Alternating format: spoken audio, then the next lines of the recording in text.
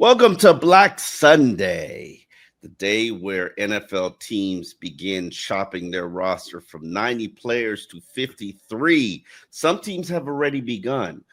In my opinion, Chris Greer should be out there shopping for some upgrades on his roster, particularly the offensive line, which struggled, in my opinion, especially when Tua Tagovailoa was on the field. Wrote a column about it in the Miami Herald.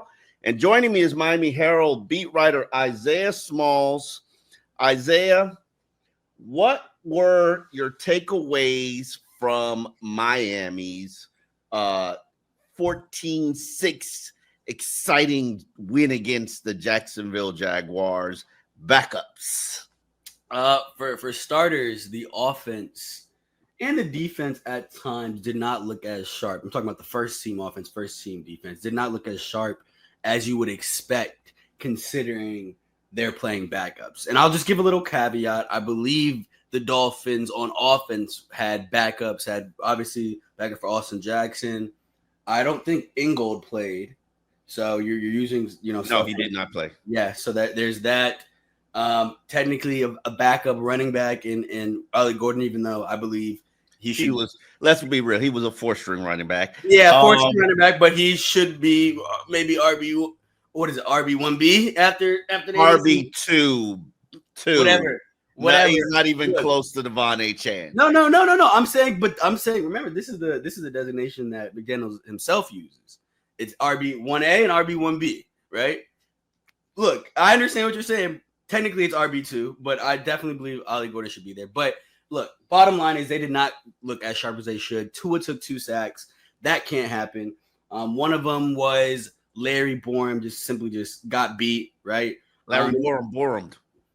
Yeah, and the second one was, and I rewatched a little bit of it, but it definitely was Farrell Brown getting beat, but then it also looked like for whatever reason, James Daniels pulled to that side and was supposed to help out or whatever, help kick that guy out, but didn't get there fast enough. Regardless of the fact your starting quarterback cannot be getting sacked during the preseason. Did not like that. But on the flip side, I mean, Ollie Gordon. Man, Tua said he liked getting hit. That's fine. Regardless of, but what did he say after that? He wants to be touched. No. In between that, it was that supposed to happen? No. But I wrote a column, and I have always said this, especially to this podcast. Give me until the end of training camp to tell you how good this team is going to be. Mm-hmm. I don't have a ton of issues with most of the team. Mm-hmm. You're a little thin at running back. You're very unproven at cornerback. To me, you're kind of one safety light on the roster, but maybe somebody develops. Receivers right now, keep in mind you were playing without Devon Achane and Tyreek Hill. Your top 2 playmakers, top 3 if you want to throw in Darren Waller, but we have no idea what they're going to be. Yeah. So technically, Tua was out there playing without 3 of his 4 top weapons. Okay, in the exhibition season. These are all things that can be worked out. But you know what can't be worked out? And I've been saying it since the first day we started doing these off-season podcasts. That backup offensive line is trash. Yeah. Abysmal. Bad. Say whatever you want about this offensive line that you looked at in the exhibition season, but you're praying and hoping that Liam Eichenberg comes back healthy early in the season. That's how bad you are. The guy that you wanted to run out of town as a Dolphins player, you didn't even want him re-signed. Yeah, you wanted him nowhere near your roster. You wanted him nowhere near your roster. Yeah. Without a doubt, unequivocally, if healthy, your 6th offensive lineman and your top backup at every spot across the line. Yep. Yeah.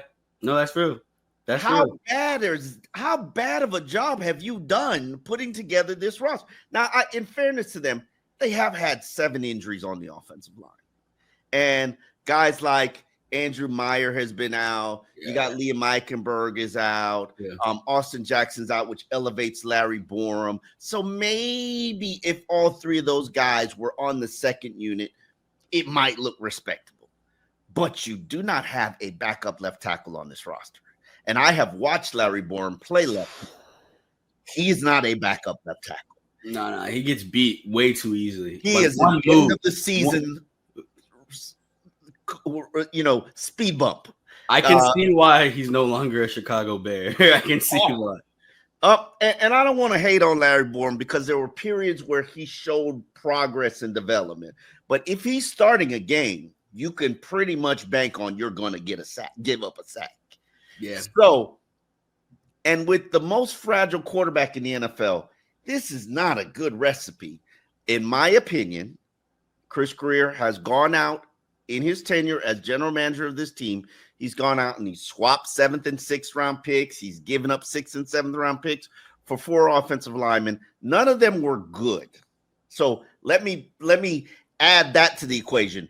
He has gone and traded players that other teams were going to cut. That is all you're going to find right now, unless you're willing to trade something, very, very respectable.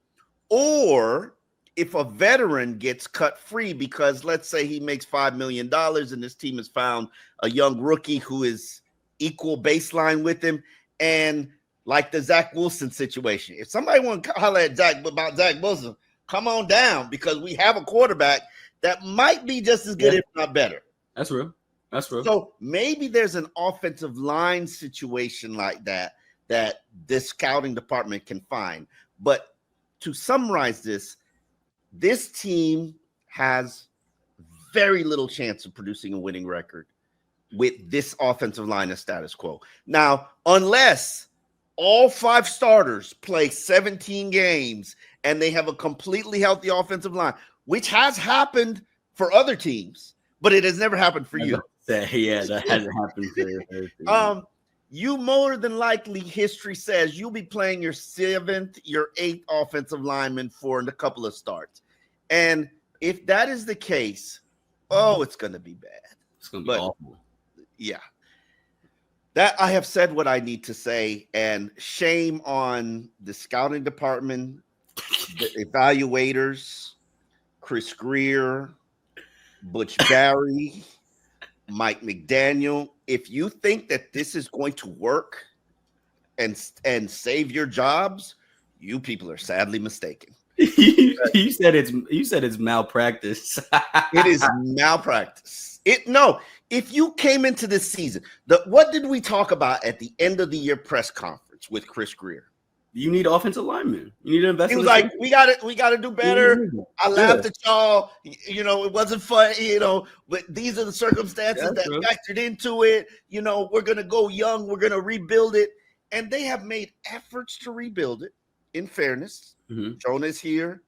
James Daniels is here. Patrick Paul has really looked like he's very good. Okay, that's 5 guys put with Aaron Brewer, who's very good. And then Austin Jackson, who's injured again. Okay, that's fine. And then you re-sign Liam Eichenberg. Say whatever you want. Liam Eichenberg has started 52 games. He is adequate. Yeah.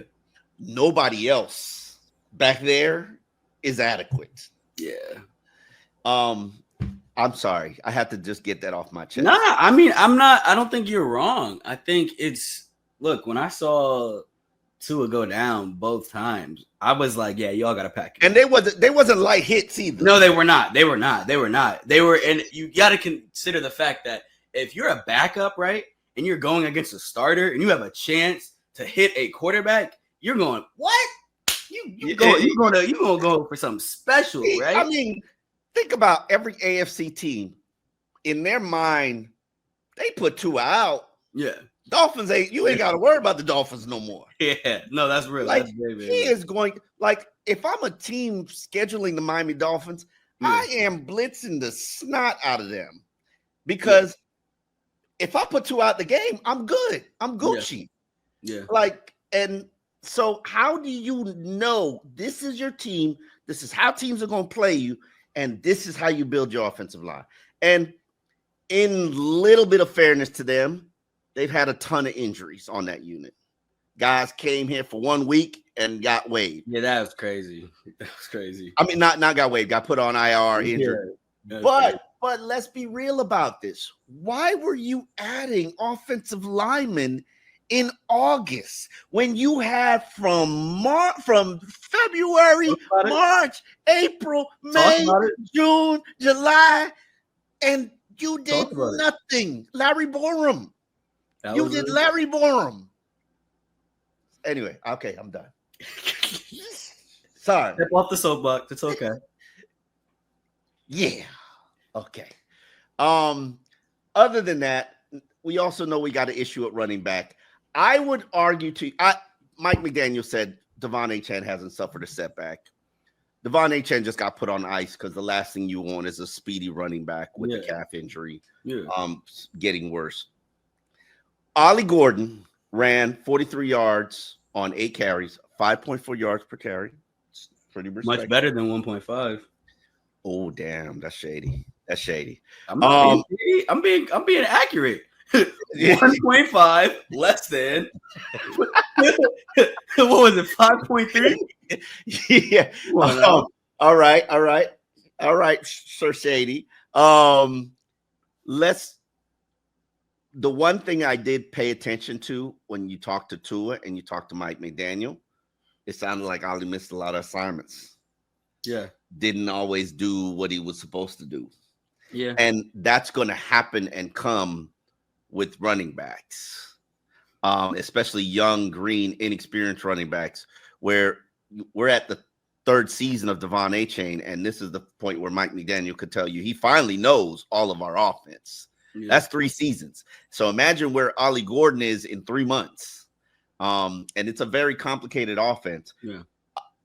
Here's my problem. Jalen Wright is battling what I believe to be a knee injury. Mike McDaniel talked about the fact that they're going to explore a procedure. He said it's not season ending. However, a procedure means 5 weeks, which likely means begin the season on IR, which likely means the Dolphins need a little bit of running back help. Definitely. I've been watching some games. I watched Hefe, Jeff Wilson. Mm-hmm. He looked okay, looked kind of a step slow. But you need at this point somebody who knows your offense. Yeah. Yeah. That's right. And Hefe, Jeff Wilson, he knows your offense. We just trying to hold it down. Yeah. And so adding him to the practice squad might help you buy some time, or maybe a 49ers running back other than Jeff Wilson that gets waived because they're comparable, similar offenses. Mm-hmm. Chris Brook I watched Green Bay's game, and I watched it way into the 4th quarter, and I still didn't see Chris Brook. I don't know if he was battling an injury or not. Mm-hmm. We know who Chris Brook is. He would be a good addition to this team. I was surprised I wasn't surprised that they cut him last year, but he looked good at points last year. They probably wanted to put him on the practice squad, but he looked at his opportunity and he said, I'd rather sign with another team's practice squad. Yeah. I mean, he was the 5th here. He played in Green Bay. Not sure he did play in Green Bay. Sometimes. Yeah, that's true. Sometimes that, a player's got to look out for themselves. Oh, and, of course. Always. Yeah. And so I'm I don't fault him, but if I'm the Miami Dolphins, I want to get that back. Of course. And this is I did my 53-man roster projections.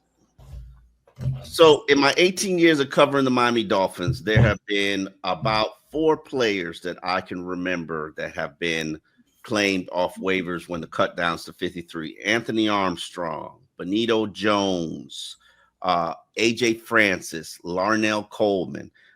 There was another guy, Chris McCain, who got traded and then he came back. I don't know what happened to the trade. But the point I'm making is we sit here and we stress about putting together the 53-man roster and who might claim. Chris Brooks. He didn't get poached, but he decided to sign with Green Bay's practice squad. But we sit here and we obsess about who we might lose on player number 45 to 53. And the focus should be on who we might claim on another team's, not just when they cut their 53-man roster, but when they make claims or they add a veteran, those last guys who actually make it on Tuesday, who get cut on Wednesday, that's who you want. Other than people that are going to be, traded for now, or the vested veterans. And I do believe that there are going to be vested veterans like Mike Hilton who are released primarily so that you don't have to guarantee their entire contracts. Because what people don't realize is if you're on the NFL roster on the Tuesday of the first week of the regular season and you have more than 4 years of experience, your contract for that season is guaranteed. And so teams will try to avoid keeping a Jeff Wilson on their 53 or a Mike Hilton on their 53, especially if they know we can put them on the waiver, we can put them on the practice squad and move them up and down, and keep it on a week-to-week situation. But Isaiah, who, in your opinion, earned a roster spot based on what they did against Jacksonville and all of the preseason? I mean, Derek McClendon is obviously the name that really stands out. I mean, he had another sack last night. When we talked to him in the locker room, he talked about really wanting to just flex his pass rushing chops, right? And so I think he will certainly be a guy that if they do not add him to the 53-man roster, he will be on another team. Just because I think if you look at what he did from a pass rushing perspective, I mean, he's getting around guys like very fast, instantaneously, right? And so I kind of want to see what he would look like in a first team situation against first team guys. But to me, he is somebody that certainly stands out. You know why I actually disagree with you, even though Derek McClendon is my favorite player to watch during training camp? Go ahead. I never saw him match up against Patrick Paul one-on-ones. So wait. Okay, go ahead. Keep going. I'm just saying. I always watched him beat up on Ryan Hayes, Keon Smith, Larry Borum. I never saw him go up against real NFL talent. Okay, I agree with you, which is why I want to see him, get that opportunity. But if I may quote the Boondocks real quick, the absence of evidence is not the evidence of absence, right? So just because he didn't do it doesn't mean he can't do it, And I think that's something that if he makes his 53-man roster, they have to try out immediately. Why they didn't do it beforehand, I have no clue, right? That doesn't. They had 4 weeks. I understand that. That doesn't make sense to me, right? And 4 weeks went out and got Matt Judon. There's something we don't know. There is something we don't know. I hear you. I mean, I think Matt Judon, though, is one of those players that if you have an opportunity to grab a veteran like that. Everybody had an opportunity. Yeah, but not everyone needs, had the pass rushing. They didn't need him. After last year when you were bringing in guys off the street, after you go through something once, you should try to avoid it happening again, especially within a year, right? So, I mean, look, if you have an opportunity to grab a player of that caliber, I would grab it just based solely upon the fact that, like, last year, we would have loved to have a Matthew Judon walking through those doors, right? And so, like, I mean, at the end of the day, I don't know what's going to happen with Derek McClendon. I think that he's going to get an opportunity elsewhere if he doesn't, stay on here. But at the same time, I think on the opposite side of the ball, somebody that really interests me. There's two of the receivers. Andrew Armstrong is somebody that definitely. Andrew Armstrong. Yeah, get on the Andrew Armstrong bandwagon. You've been a Theo Weeks. I'm a fan of both. I'm a fan of big body receivers, right? And I think Theo, from what I remember from last, I think Theo Weeks might be a little bit of a better route runner. I think that's why him and Quinn Ewers have kind of connected, right? Because when it comes to that timing aspect of the offense, I feel like Weeze has always been able to find those pockets a little bit easier than Andrew Armstrong. But I will say this, Andrew Armstrong has made some very strong catches over the last couple games that's just straight hand strength. That's straight you catching the ball, there's a defender running through you, and you're still able to pull down the catch, right? I need the guy to get open. But I agree with you. That's why I've always leaned more towards Theo Weeks Jr. I think Andrew Armstrong improves as a route runner. That's something that, he could be, something that could have him on teams in perpetuity, right? But I'm definitely a fan of Andrew Armstrong, more of a fan of Theo Weeks. I hope, did you leave Theo Weeks on your roster? Oh no, I'm practice squadding him. Come on, man. You know how many receivers? They're going to be D. Eskridges is out there. who was a second round pick who got waived. I'm not claiming I understand that. But are we going to go into another season with having all receivers that are all under 6 foot? That's what I got NWI for.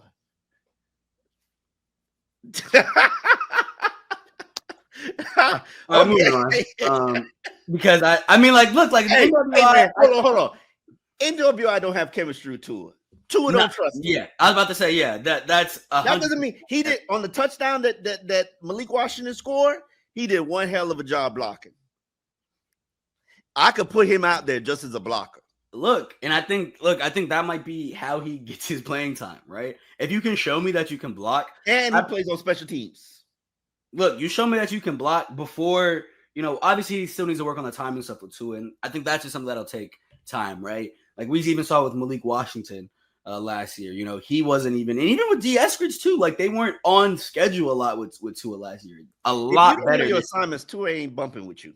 Exactly. Malik Washington put it quite plainly last night when he said, "There's times where I beat open," and he just wouldn't look fly. I said, "Yo, that's because you wasn't doing what you were supposed to be doing." Apparently, right? So I mean, that's just something that'll grow over time. Obviously, you would want someone that one of the big quote unquote big signings in that. You could go get Amari Cooper right now if you want him. You want a big body receiver. He unemployed. That is true. Hey, wait, what is Amari Cooper doing right now? Probably training, probably want to avoid camp, maybe just, Hey, I'm not mad at that, actually.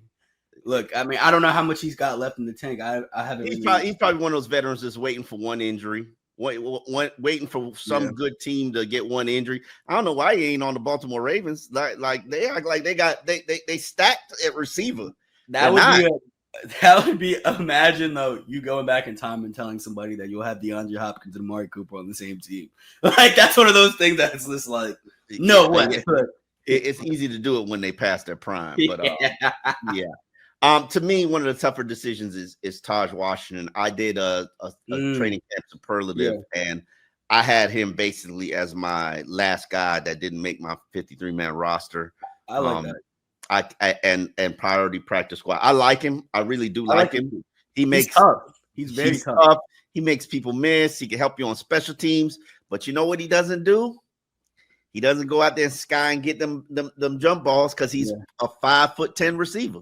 Yeah, and I think that's generous. 5'10" is generous. We got an entire stable of small receivers, and it is what it is. And I realize they're the playmakers. They're the ones that Tua wants you to get open. That's what Tua wants you to do. It don't matter if you're tall, short, fat, skinny. If you can get open, Tua gonna get you the ball. Tua wants you to get open, and it seems like the fast guys are the guys who get open in this offense. Receiver, I don't worry about it. I think it's one of the probably behind edge rushers is probably the most stacked position on the team. So they got other issues, other places. I did want to talk about Jalen Wright, probably headed to IR. Ethan Bonner, with that hamstring injury. The question is, Ethan Bonner is probably going to make the 53-man roster. Maybe they try to put him on IR to begin the season. We have no idea where he is. It did not look like a mild strain. Saw him on the field. He looked fine. Not to say that but Ethan's a speed guy, so the hamstring needs to heal properly. We've got who else is injured?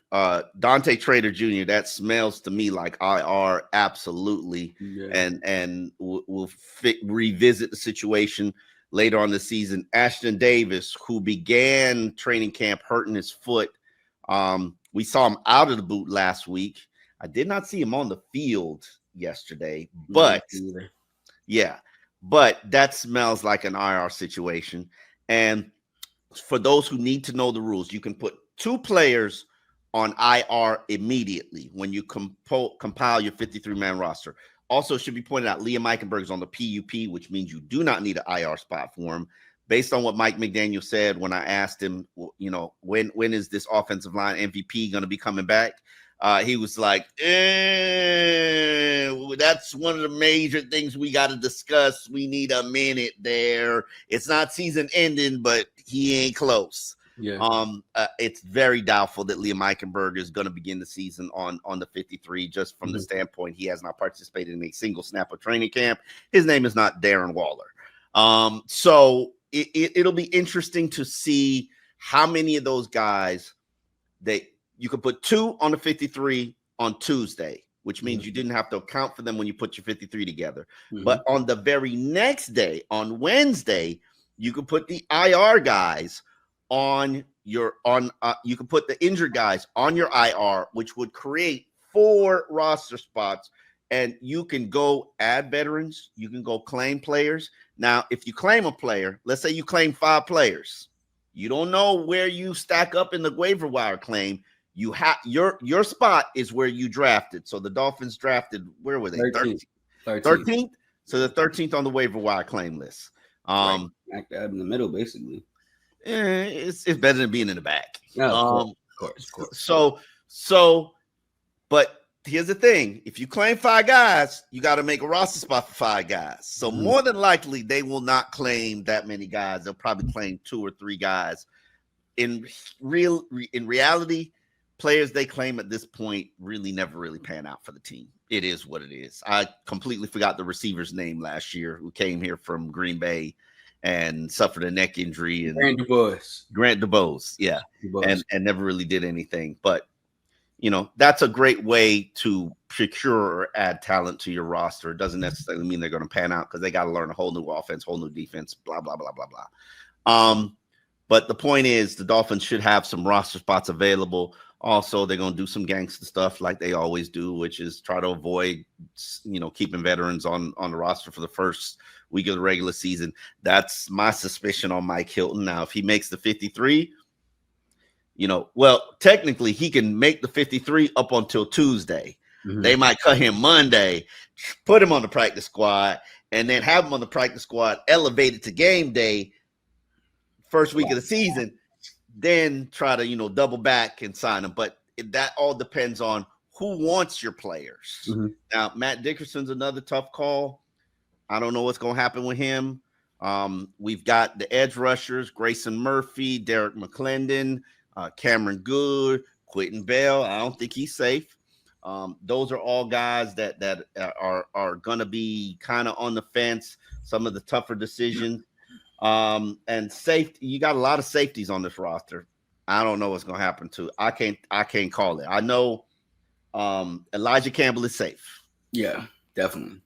Minka's safe. Ashton's head to IR. If he's safe, Elijah's safe. Dante Trader's probably going to IR. What do you do with Jordan Colbert? What do you do with Patrick McMorris? What do you do with John Sanders Jr., who have all made plays at some point? Man, only Saunders' plays have really translated to the game, though. No, Colbert got an interception. No, is it McMorris? No. Somebody got an interception. McMorris or Colbert? Yes. In the first game. Then we got the tough decision on Cam Smith. Oh, I think it was McMorris. I don't know. Yeah. It's one of them. Then you got tough decisions on drafted players. Eric Uzukama, Channing Tindall, Cam Smith. Has their you're like, what? They're not tough decisions? No. I think Channing Tindall might be a little bit of a tough decision because I feel like he's shown the most growth from this year. Like, look, I'm gonna be honest. There's times I know the very famous Channing Tindall clip is the one with him in the national championship game with him getting kind of yoked up. I believe it was the Kobe Dean, like, hey, bro, you're supposed to be here, right? And I feel like at times last year, just from watching training camp, because he obviously didn't get any run in the games, but just throughout training camp and throughout the preseason games, he was still that same player, right? Somebody that looked a little bit lost, right? To be frank. This year, you can tell that he's actually, acting a little bit more off instinct. He's flying around. To me, I think that would be the tougher decision out of everybody you named. I am not keeping Channing Tindall over Cameron Good, Grayson Murphy. No, I'm talking about drafted guys. We were talking about drafted guys. You're moving goalposts now, sir. Oh, okay. Oh. Drafted guys. Cam Smith might be tough. What you doing? Okay, name me your 5 cornerbacks then. Obviously, Storm. We got Jack Jones. We got Kendall Sheffield. Are we giving Bonner the roster spot? We put him on IR because Initially the roster spot and then put him on. But you might have to give him the roster spot. Initially the roster spot, and then number 5. See how hard it is? Jason Marshall Jr. Jason Marshall Jr. There. Oh my God! But then what about Mike Hilton? What I've been trying to tell y'all for a month. Yeah. So it'll be interesting to see. Tanner Connor's another tough decision. He plays on special teams, so I think he makes a 53-man roster. He helps you out there. But as I say, anybody who does initially make it, that does not mean that they're safe. Yeah. They still have to, make space for signed players and claim players. And when you look at this roster, they absolutely need some help. On that note, we will be back later on this week. We've got Chris Greer talking to us on Wednesday. So that should be very interesting. Hopefully we won't have any. Why does your offensive line suck? It doesn't. You laughed at us last year. Now we're laughing at you again. How do you respond? All right. On that note, we will be back later this week on Dolphins In Depth. Subscribe, like the episode, share it with a friend, subscribe to the audio. We will see you later this week.